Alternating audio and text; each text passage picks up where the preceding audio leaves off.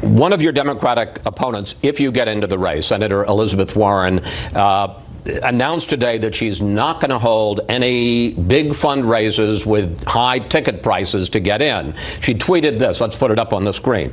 On our campaign, there'll be no event you'll be excluded from because you can't afford it. Now, you're a top executive for Pfizer is holding a big fundraiser for you at the end of March. Tickets $1,000 to $2,700. Is Warren right that access to candidates is for sale? No, but I think you do need to get money out of politics. The most important thing we have to do is upend the way our democracy functions. Today, the wealthiest, most powerful lobbyists and special interest groups get to write bills in the dead of night. So when we're passing... Okay, but answer my one question I will, but directly. Let me finish. $2,700. Let me finish. I got you. I got your point. I'm going to get to it. So when you write a bill in Medicare Part D and say, Medicare can't buy in bulk and get the cheapest prices for drugs, that's just a sweetheart deal for the drug companies so that they can charge you. This is a drug executive who's holding this meeting.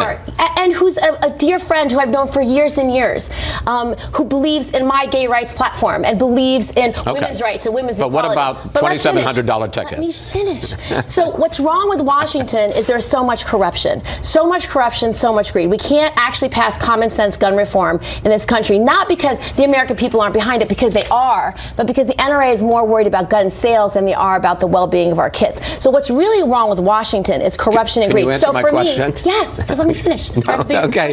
So for me, that's why I'm banning federal lobbyist money. It's why I'm banning super PAC money. It's why I'm banning, no, I'm not having an individual super PAC, and why I'm banning corporate PAC checks. That is the first step to making sure that the moneyed interests, the powerful, the elite of the elite, don't have unbelievable influence over Washington. When the Koch brothers decide... Just answer, though, $2,700 tickets. Are you going to go ahead and have the fundraiser or not? Of course, I'm going to ask Americans all across this country to support my campaign.